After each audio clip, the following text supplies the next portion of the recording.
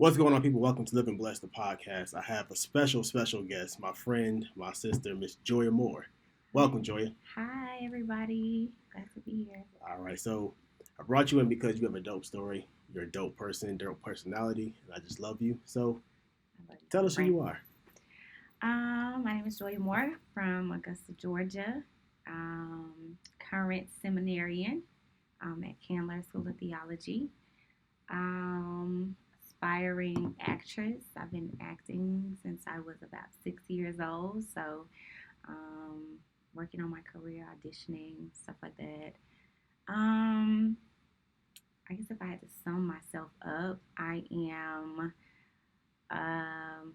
someone who really cares deeply for Black people Okay. and children specifically and women. I would say are my ministry focus of my ministry for sure. Dope. Yeah. Love it.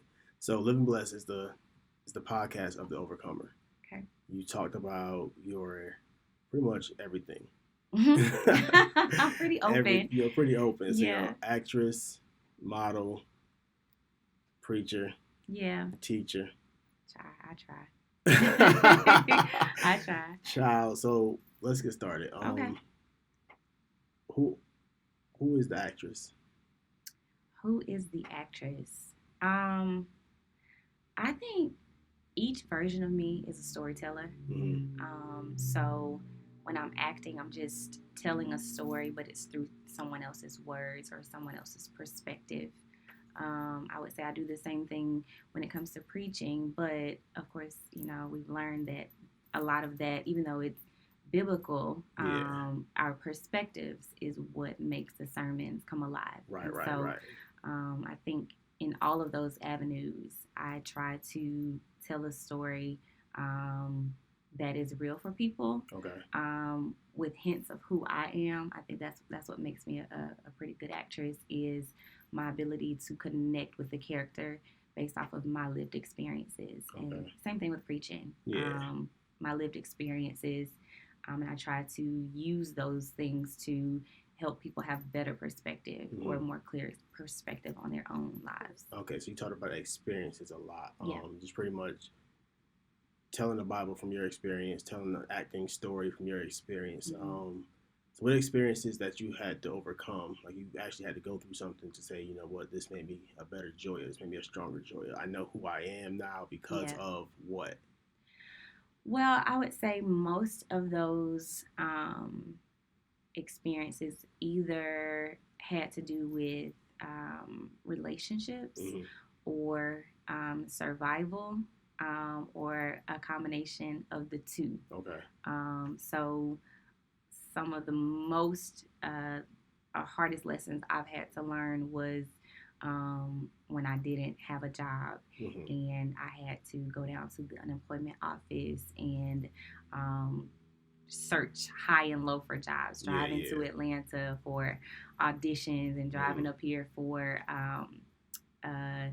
this company that said they were about to start a network and it never got off the ground, like hustling that type of way, or being cast in major productions but not as a lead. And so, I'm literally getting paid my gas money, so those type of experiences I think are what build character, Yeah, definitely. Yeah, for sure. So let's talk about your relationships. You mentioned relationships that you had to overcome. Yeah. What happened? What hasn't happened? Seen it all. I know the story that you're talking about in particular. I was dating, and I think our relationship we didn't know enough about each other for how serious we got, and so. There was a point where, we were together, living together, and then we weren't. And for me, despite discussions that were had about things not working, I think there was a point where I unexpectedly came home and nothing was the same. Like the house look different. And it took me a minute, well, not a minute, but it took me probably 20 seconds to realize that everything was like gone. Most of everything. Nothing that. Like everything, like what? Like everything that. So only the things that were there were things that belonged to me, but I didn't have a lot of stuff there. Right, so when I got there, I was just like in shock, you know. And not even saying like this person has bad character or not, because I think they're actually a great person. But it was just one of those situations where I think it just got to be too much. And so for me, when I experienced it, after I got over the initial shock of it, I had to take a step back and ask myself about the role that I played in the situation. Okay. And so that took some very difficult introspection. Like I really, because this person actually treated me pretty well. And so then, you know, especially as a woman, we're kind of, a lot of times you're like, the guy's the bad guy. But that wasn't necessarily the case. Really? No, it wasn't. So you were the bad girl. I won't say that, but of course, I'm telling my own story. You always, you know, the hero in your own story. No, but I definitely have some growing to do. Okay. I would say if we were both assessing the situation, we would both say we had growing to do. Okay. But I can't control, you know, his growth. Of course, you know, I had to just deal with myself. Yeah, we're responsible for ourselves. That's right. And so I think that situation taught me, or it opened the door for me to decide the type of woman that I wanted to be. Okay. Am I going to be this victim, this person who always blames other people when things don't work out? Or am I going to truly assess the situation fairly and figure out the role that I played in it and try to be better? And so it was, even though it was a difficult moment, it was one of the best things that ever happened to me because it was so painful. And I wasn't really used to losing. I wasn't the type of person, you know, I always can convince people to do what I want them to do. And that just wasn't the situation. But it was the best thing because it was real life. So you were trying to not fix him, but more along the lines of create him into who you wanted him to be in that relationship. Oh, that's actually good. That wasn't what I was saying, but that was a piece. Okay. That was a piece of it. So talk more about that. Well, I think when you don't know who you are, right. It's like it's easy for you to try to fix the other person, you know, or say, well, it's you that needs to fix this, or it's you that needs to fix this part. This is why our relationship isn't working out because it's you. But when I started to look in the mirror, I'm like, nah, sis.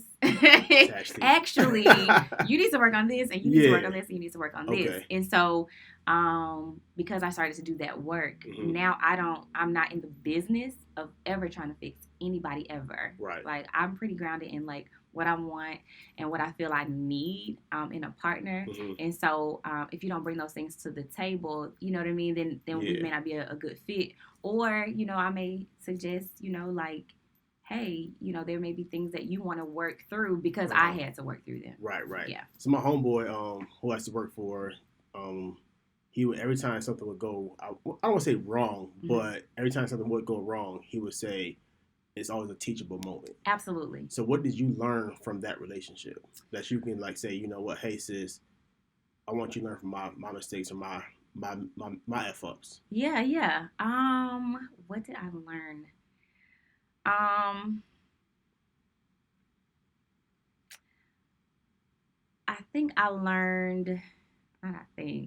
I learned so much. I think I learned that the work begins with you. Okay. And so a little bit of what I've already been saying in the fact that if you don't know who you are, you really don't have much business in a serious relationship if you don't know who you are. Okay. Because how can you know what you need, or you know what I mean? Like, I realized in that situation that I needed to figure out who Joya was, and what my purpose was, and what I wanted out of life, so that I could then attract, the man who would complement that, Yeah, instead of trying to force someone who had some of the, into this box that this person didn't belong in either. Right. That also made me realize that whoever I date needs to know who they are. True. You know what I mean? Yeah. One, because you need to be able to recognize me just like I need to be able to recognize you. Exactly. But then two, I realized that I'm a very strong woman. I have a very strong voice, a very strong presence. And I could, like talk you into being whatever, because I kind of, you know what I mean? Like I have a little bit of juice. And so, so that's just a little, that's like going to sound so bad, but I just know, like as a preacher, we have the power to persuade. And if you don't manage that well, it can easily become manipulation. Right. So, I learned that, I learned that it's important to grind and hustle and have your own stuff. Okay. Period. You know what I mean? Yeah. Yeah. So like, there will never, ever, ever, when you shouldn't say never, but I'm going to work my hardest to never put myself in a position where, I'm living in a house and my stuff is not there. You know what I mean? Or if my stuff isn't there, it's in storage. You know what I mean? I realized that I wasn't even well established enough as a woman, as a person, to be in that situation, because I ended up having to start from ground zero, which worked out beautifully, because now I have about 2 houses worth of, I have plenty of stuff. But it just increased my hustle. Okay. Yeah. So you talk about, as a woman, having a hustle and pretty much having your own. Yeah. I've seen cases where women didn't have their own, or guys didn't have their own. It was pretty much somebody was dependent upon somebody for something. And why do you feel you should have your own? I mean, because you cannot predict what someone else is going to do. And even if you love them? Even if you love them. Because just because you love them doesn't mean they love you. True. Or it doesn't mean that they love you the way you love them. Or their love could change. Or they could decide they just want to do something completely different. And people have the right to change their minds. I just don't think it's wise to put yourself in a situation where someone has that much power and control over the way that you function. I also think that it's really important, for me, I'm someone who wants to be married. I'm someone who wants to have children, to set my children up for success before they get here. You know what I mean? I want to have money in the bank and be established, so that we don't have to struggle unnecessarily. You know what I mean? I also think when it comes to being a good partner in a relationship, I want to be with someone where we're hustling together, we're grinding together, and I don't want to be the weak link in my relationship where I have the bad credit, or you know what I mean? I don't have any kind of income or anything working for me, that can't work for us. And so I think even though it starts with me, it's still me thinking about this future self, and having my family and my husband and the empire that we'll ultimately build. Dope. I love it. So nowadays, women and men, they talk about having their own, right? We just talked about that. And what do you say about the relationship where we're trying, like somebody has one thing but the other person doesn't have it? So you mentioned, like, the credit might be jacked up. Like, what if they're together, they're highly in love? Does it work? Or do you sit back and say, you know what, we might need to reevaluate our relationship? Well, I think it's about the effort that's put into the relationship.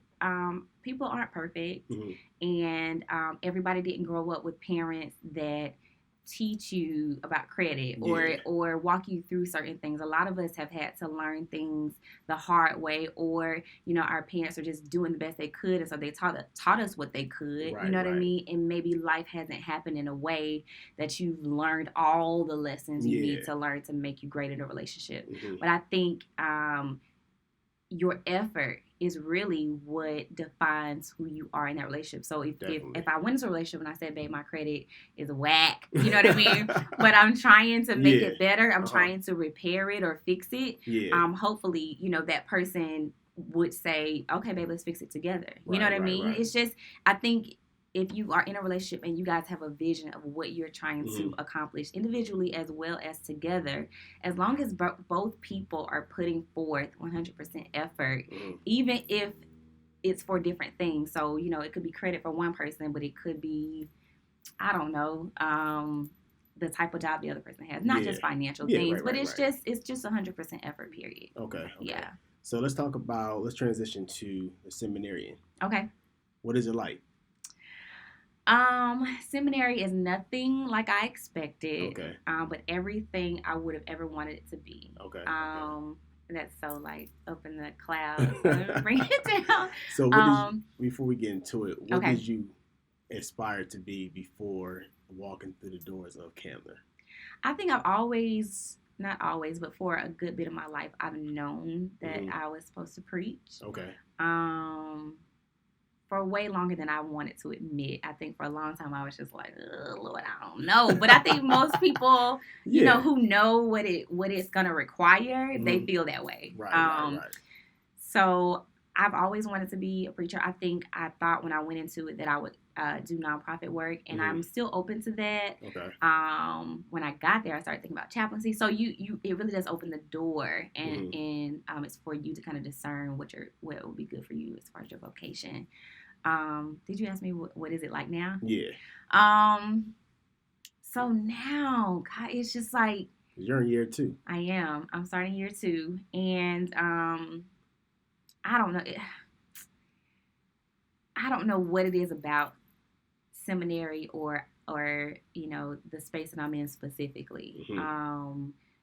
But it has created a community for me of people who get me. Yeah. And so I don't have to shy away from who I am or not say certain things about who I am or what I think. It's welcomed. So that in itself is a free space because, so often we don't get to be who we are. Most people are, at jobs or in spaces where you have to be what your boss is. You have to be, and then 2, I have learned to just be a better listener. I don't even really know how that happened because we don't take a class on listening. You know what I mean? Not at all. At all. But I think maybe through Pastoral Care and engaging with classmates as well as engaging with the biblical text. Okay. It has made me way more empathetic to people and way more understanding of situations and circumstances. It's made me feel lighter. Okay. Yeah, it's weird because the work is heavy. Yeah. So explain that because when I was, I don't think I told you, but I dropped out for a little bit. I got you. I might go back. I don't know, but right now I'm just in a different space. I got you. I appreciate that first year. I respect it. That first year was dope. Yeah. It broke me. It broke me. To the point where I was having panic attacks, crying and stuff. Yeah. So I think that's a part of the process. Yeah. I went through a lot of that. Like I was like, since when do I have my family calls it nerves when you be like shaking? Yeah. I had all that. I was like, this didn't happen to me before I got here, bro. What's going on? And we've all heard those stories about what happens at seminary school. It doesn't matter what school you at. Yeah. Within seminary, God does some crazy work. Like you're like, all right, God, who are you trying to mold me and create me to be? Yeah. And have obviously you found yourself in that space too. Yeah. Talk more to that. So I experienced a lot of that. It was towards the end of the first semester where I started feeling like nervousness, like literally like jolts of, I think there were maybe muscle spasms in my legs and arms and stuff. It was, I didn't expect that. An OT test. Listen, they were so intense. But I'm such a nerd / scholar. I loved it. I hate it. Nope. I loved it, but because it pushed me. It did. And I think, I want to do PhD work and all that. So it was just kind of preparing me. And I think when I would overcome it or when I would, get a decent grade, I'm like, all right, it was affirming. But it opened the door for me to go to therapy. Okay. And that, I think, played such a pivotal role in my seminary experience as well. Okay. Because I'm like, I need to I'm crying. I am just sad. Yeah. But I think what seminary does, like when we go to pastoral care, it opens up all these wounds. It does. And these boxes that we closed up and put in the closet, lock the key, and it opens it up because if what we learned, you don't deal with your stuff, how you gonna help somebody else through theirs? You know what I mean? Right. Or you're gonna bring your stuff to their situation and not be helpful at all, or you get triggered by something. And so I think that's what happened. And so by the end of first semester, and I'm taking this pastoral care class, I'm like, bruh. So before Thanksgiving, I went in, I'm sobbing, talking to this lady. I could barely tell her what was going on. Like, I just need some help. That's it.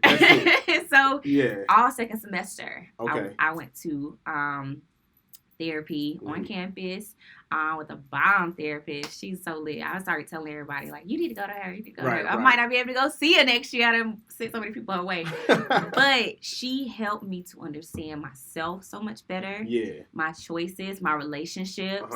And so, my connection and resistance to the Black church. Ooh. I had major issues with the Black church for a long time, and she helped me to I'm gonna bring it back. And so she helped me to work through all of those things and help me to better understand myself and the voices of parents and the Black church and that were influencing me in ways that I didn't even realize. So I was kind of in this space where I'm like, okay, this is Joya, this person who loves to live life, listen to Cardi B and, that me. But then it's like this Michelle Obama version of me. Right. That has like First Lady vibes, you know what I mean? Yeah. And I'm like, I can't be both. And I don't know which one to choose. And she's like, nah, they're the same person. Mm-hmm. They just make you that much more dynamic. I'm like, bruh. Wow. She was lit. So therapy did that for you. Therapy did that for me. So now that you're in therapy, and you're talking about your traumas, your past issues, your current situation that you got going on. Yeah. How you feel? That's where the lightness comes from. Yeah. Because I didn't realize that as I was processing through these, breakups and all, I'm like, I have these patterns and all this, that I was shaming myself as I was processing through instead of showing myself grace like I would show anybody on the street. I wasn't giving myself that grace, and I wasn't recognizing that I was a human being who is processing through life just like everybody else. I felt like because I can see this me down the road, I need to be that me down the road. But it's like you get there by doing steps. Yeah, by steps and going through the process. That's right. So I'm in therapy myself. Okay. Help me through all my shit. Yes. All of it. Yes. And it's dope. It is. That same excitement you got about therapy is the same excitement I have. And I send everybody to therapy. Please. So Black people, go to therapy. Oh my God. Why is it important that Black people go? Specifically us. We experience trauma every day. White folks, they've been to therapy. Yes. But us, we experience trauma every day. Every time you get on the internet and you are, I said the internet. Every time you get I mean, it's true though. Yeah, but every time you get online and you're seeing another police shooting or you're seeing another person walking down the street and the police being called on them, or someone in their backyard picking up trash, or a college student, you know what I'm saying? Like and then add being a woman on top of that, where, we are being mistreated by the men that we love, you know what I'm saying? These father figures, uncles, cousins, whoever, and then being silenced about that. Yeah. We are taking all this trauma into our souls, into our bodies, and then kind of wondering why it's manifesting as disease. And you know what I mean? Yeah. Because we're internalizing it and keeping it in instead of talking it through with a professional who can help us release you know, that anxiety and that pain and trauma. So gotcha. Y'all go. Like, I had a conversation with my mom about therapy, and she was like, girl, I don't want them to know all my business. Mom. Ooh, that's the problem with us. Yes. We don't, because we've learned in the Black community, what happens in this house stays in this house. You know, it's swept under the rug. Right. And then it's repeated generation after generation after generation. So let's talk to I don't want nobody in my business. Yes. Because I was like that for a minute too. Like living in shame. Like, you know, living in shame about everything, and now everybody know my business. Like, me too. I'm like, listen, please, because then I'm not bound by it. Yeah. I was reading Charlamagne the God's book, and he said pretty much the first one. Yeah. What's it called? Black privilege. Black privilege. Yep. And within his book, he was pretty much saying, like, you know, he pretty much just out yourself before somebody else does. That's right. You know, just tell all of your stuff, your skeletons, your baggage, all that stuff before somebody else does it. And it's so much freeing that I was able to, like, you Google my name, you'll find all my business. Wow. I did a Voyage article that has everything in there. Yeah. About me. Yeah. And it's like, you know, people don't want to buy their business for what's the problem? Why not? I think just the shame. Mm-hmm. We take our life experiences and we feel shame, and people shame us. Right. But when I started to realize, I'm like, everybody has junk. Everybody. Yep. You know what I mean? And the people who shame you for your junk, one, haven't faced their own, or they're they're afraid that they're going to be exposed, so they're going to use their energy to expose you. Yep. Because people, once you go through stuff and you deal with your stuff, you don't want to shame nobody else because you know what you've been through. Yep. So that's the issue. Is that shame that's associated. Gotcha. Yeah. So shame. A lot of it comes from the Black church. Because we got a lot of... How long we got? A lot of unbiblical rules. Yeah. Equally or yoked. Some biblical. Yeah, some biblical just been twisted. That's right. So give us some that have, you know, that you've heard, but now that you're in seminary, or not even that you're in seminary, but now that you've grown and gotten wiser, gone through therapy and gotten to a better space, a better Joya. Yeah. What's the beef with the Black church? So let me just start by saying I have such a profound love for the Black church, because I already know people probably be like, oh, she wants to be a preacher, she had issues with the Black church, and I think that we can be critical of these entities that we're a part of if we're willing to do the work to make them better, or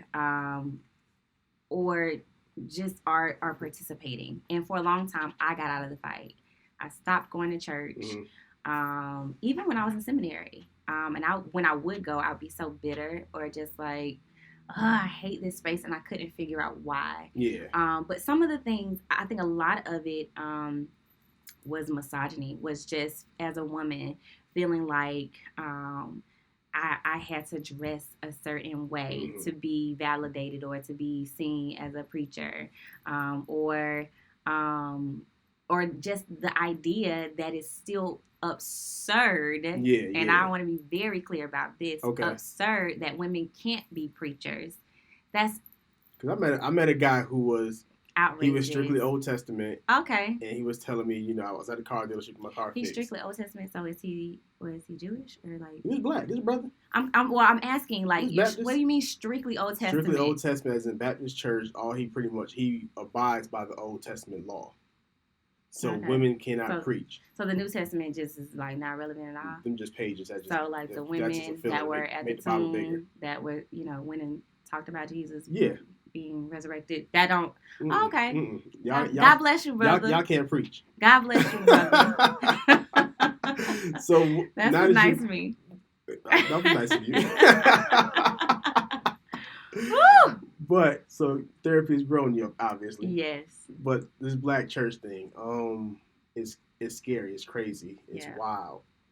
But it's church. But they're human beings in there. Yeah, you know, I think church does great work. And I would even say that the people who are saying misogynistic and maybe even racist things think that they're right. And I think that as a fellow Christian makes me not necessarily sympathetic towards their plight, but it does we all think we're right about something. Yeah. You know what I mean? So I think, you know, I struggle with this thought, you know, do you join or do you start something new? Mm-hmm. You know what I mean? And I don't know. I think I'm still in that space of wrestling. Yeah. But I think that you still have to show up. Mm-hmm. And so I'm excited for this year where I'm required to be in a church setting 8 hours a week. Help me, Lord. Bless you. But listen, I'm glad I had not done the work last semester to deal with my stuff. Yeah. This, I would be dreading it. I would be feeling all types of anxiety and anger and bitterness. I'm literally after I leave here, I have a meeting at a church. It's outrageous. So all the things I'm supposed to be doing this year at this church. Mm-hmm. And I'm excited. I'm excited to show up as a millennial, as a Black woman that has a voice, that has experiences, that speak to other people, that'll help other people just a little bit as they journey through their processes. So I think we just have to show up. I think we have to do the work, right. And figure out what feels true to us, and not necessarily, be standing with posters like women should be preaching, but just be a dope woman who preaches. Gotcha, you know what I mean? I think that is the work that will resonate with people, that will maybe, I won't change the minds of that gentleman who was at the car wash, but that's not my goal. Right, God didn't call me to that. You know what I mean? God called me to stand up in the most authentic version of myself and speak truth in love with power and conviction. So I think that's what we have to do. We have to show up. Okay. So what do you say to that guy, that woman who said, you know what, I'm done with the church? Because I've seen a lot of that in our generation. Absolutely. Like, at the church, I'm done with it. Yeah. How do you get that brother or that sister back into the church, or help them to find something spiritual that at least allows for them to have a relationship with God? Yeah. So my theology, it's in formation. Yeah. Which means that I am still uncovering and will continue to for the rest of my life who God is. Yeah. I don't think you necessarily have to be in the church to experience God. You experience God every single day. Right. And so I would say to that person who has experienced church hurt, or who is, just doesn't believe in the Bible or whatever, I would just say start some type of spiritual practice. Okay. That feels true and right to you. Yeah. I believe that God is in every aspect of our existence in this world. God is in this moment. And so I wasn't in church. Like I told you, my job at one point was keeping me from church, and then I just chose not to go. Yeah. And I'm like, God, I've been sitting here, I don't go to church, Jesus. But I experienced God way more this last year, not necessarily being in church than I did when I was, And I think that may have been God's point. Oh, yeah. You know what I mean? Like, maybe so much of what I saw God as was religion. And so if people are rejecting religion, I get it. Right. And I respect it.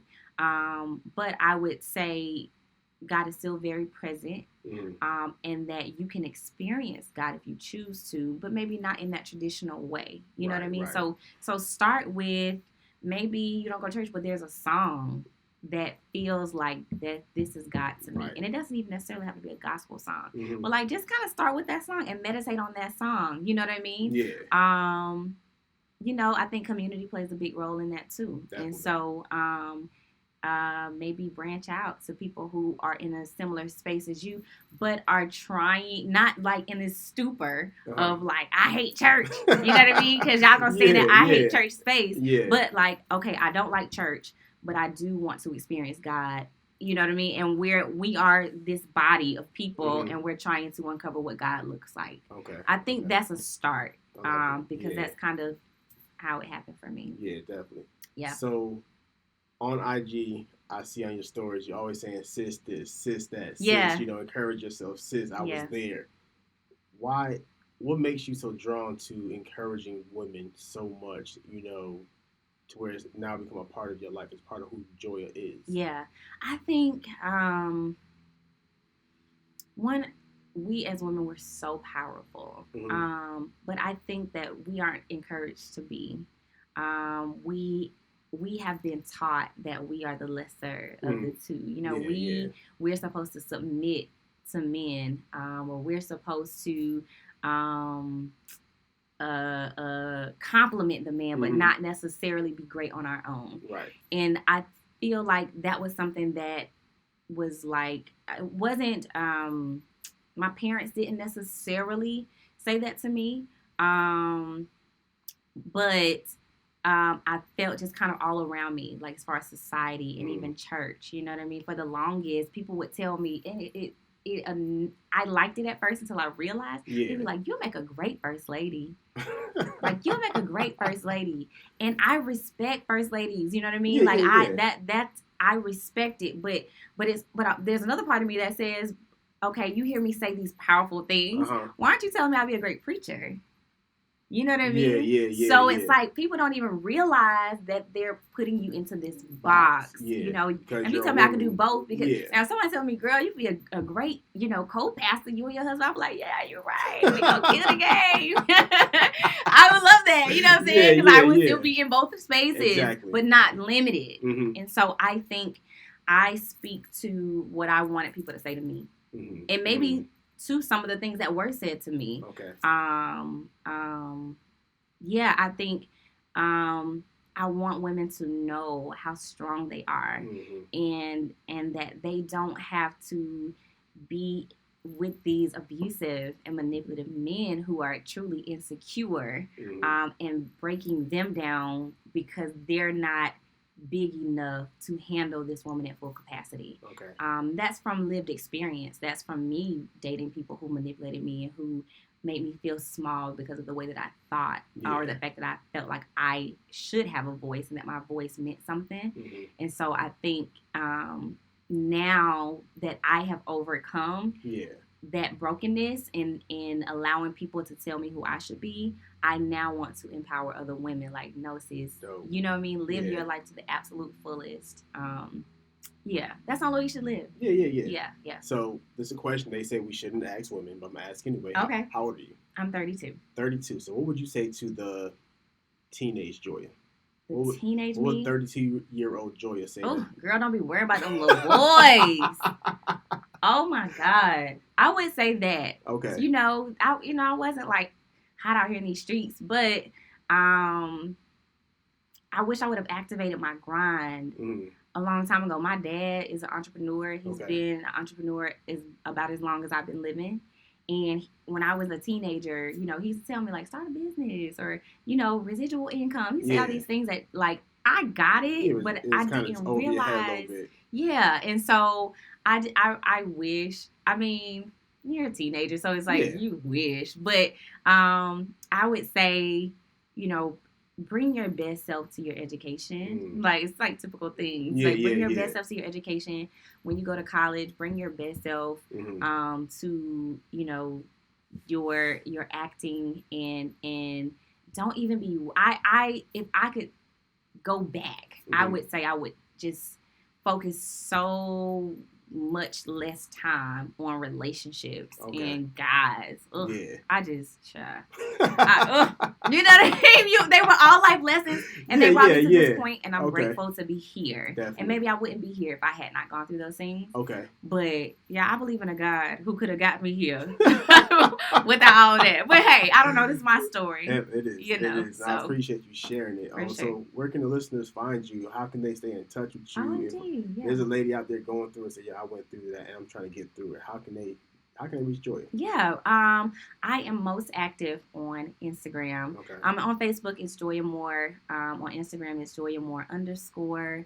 I have some things in the works, and so I'm super excited to share those things with people. I'm not gonna like say them because I'm in seminary, y'all. So, you know, listen, this scholarship is so serious. It takes so much of my time. But I am in the process of writing a book. Dope. Congratulations. Thank you. That'll share a lot of the life lessons that I learned in life, and then like from my dad. I didn't realize how much my dad planted in me, and how much I lean on the things that he taught me as I process these difficult moments in my life. And so people would tell me all the time, man, I wish I had a dad like yours. Your dad's so active and involved with your life. Even to this very day, I couldn't be in seminary without him. That's and beautiful. So I want to just share some of those life lessons with people. Okay. So yeah, you guys check me out on Instagram or Facebook. I think my Snapchat is Jazzy Thespian. Yeah. Jazzy Thespian. I'm an actress. Jazzy Thespian. You get it? So yeah, y'all check me out. And that book hopefully will be out the top of next year. All kinds of other cool things. Yeah. So close us out with a favorite quote, saying, or just something encouraging. I don't want to say a quote because I'll paraphrase the mess out of everything. Right. So, I would just say this. This is something that has kind of become a mantra for me. Just live in your truth. Mm-hmm. Live in your truth. And what I mean by that is honor yourself. With your thoughts are valid. Your feelings are valid. The things you aspire to do are valid. You deserve to be in a good relationship. You deserve to have wealth and happiness and peace and love. And anything or anyone or any entity that is trying to take those things away from you you should. I don't know if you should eliminate them, not like, get rid of them completely. Yeah. But never allow those things to have a louder voice in your mind and your spirit than what is authentic to you. So, yeah. Appreciate you coming on, Jay. Absolutely, boo.